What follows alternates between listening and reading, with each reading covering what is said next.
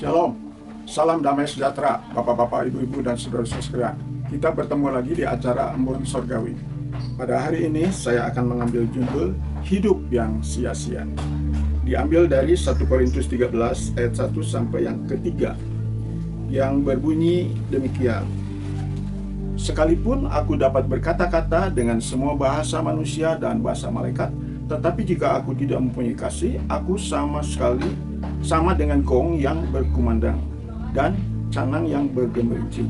Sekalipun aku mempunyai karunia untuk bernubuat, dan aku mengetahui segala rahasia dan memiliki seluruh pengetahuan, dan sekalipun aku memiliki iman yang sempurna untuk memindahkan gunung, tetapi jika aku tidak mempunyai kasih, aku sama sekali tidak berguna. Dan sekalipun aku membagi-bagikan segala sesuatu yang ada padaku, bahkan menyerahkan tubuhku untuk dibakar, tetapi jika aku tidak mempunyai kasih, sedikit pun tidak ada faedahnya. Mari kita berdoa dulu. Terima kasih Tuhan, kami mohon pimpinan Roh Kudus dalam merenungkan, menghayati, mempelajari, menghafal, dan juga siap melakukan, bukan dengan kekuatan hamba-Mu, tapi oleh karena Roh Kudus. Berkati Bapak-bapak, Ibu-ibu, dan saudara sekalian yang diberi anugerah kesempatan untuk mendengarkan firman ini. Terpujilah nama-Mu Tuhan, dalam nama Yesus kami serahkan doa ini.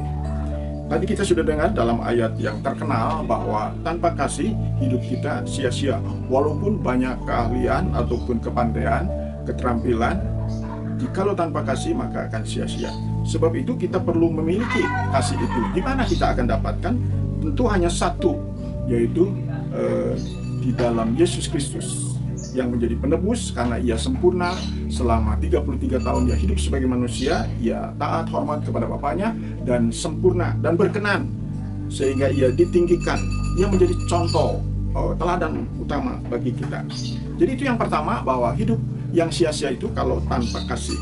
Yang kedua yaitu hidup sia-sia itu kalau tanpa firman. Maka kita akan dekat selalu dengan kejahatan-kejahatan, karena firman Tuhan itu kalau kita mendengar firman Tuhan akan timbul iman. Lalu kita akan jauh dari dosa dalam Mazmur 119 ayat yang ke-11. Dan yang ketiga, bila tanpa iman juga kita akan sia-sia, karena iman itu dari tidak bisa menjadi bisa, dari tidak ada menjadi ada, dari jalan buntu ada jalan keluar, dari gelap jadi terang. Itulah iman yang praktis kita jelaskan kepada banyak orang, bahwa hidup kita perlu beriman kepada Tuhan. Dan juga pada waktu kita mau menjadi anak Tuhan atau masuk surga, kita harus ingat dalam Yohanes 1 ayat 12, yaitu tetapi seberapa banyak orang yang menerimanya diberi kuasa menjadi anak-anak Allah, yaitu yang percaya dalam namanya. Jadi menerima Yesus, percaya kepada Yesus, maka kita akan diberikan kesanggupan, karena waktu kita mengundang Yesus, maka Roh Kudus akan masuk, dan Roh Kudus ini lebih besar daripada roh jahat yang selalu menggoda kita, selalu mau merenggut kita.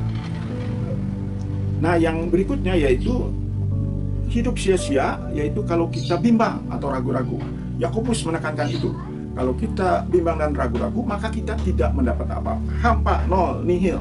Jadi jangan sampai kita bimbang. Orang bimbang itu seperti naik perahu, kaki yang kiri ke perahu satu, kaki kanan ke perahu satunya. Perahunya jalan, maka ia akan tenggelam. Nah, itulah gambaran kita. Kalau kita bimbang dan ragu-ragu, maka akan sia-sia. Banyak contoh-contoh yang ragu-ragu dan bimbang, sehingga ia mendapatkan kecelakaan yang fatal, hukuman yang berat. Nah, yang terakhir yaitu kita bila tanpa Tuhan, tanpa bersandar kepada Tuhan. Banyak zaman dulu bersandar dengan kereta-kereta yang kuat, atau binatang yang kuat, ataupun kepada manusia. Di dalam kitab Yeremia 17 ayat 7 dan 5 dikatakan bahwa hati-hati, kalau kita bersandar kepada manusia maka akan terkutuk.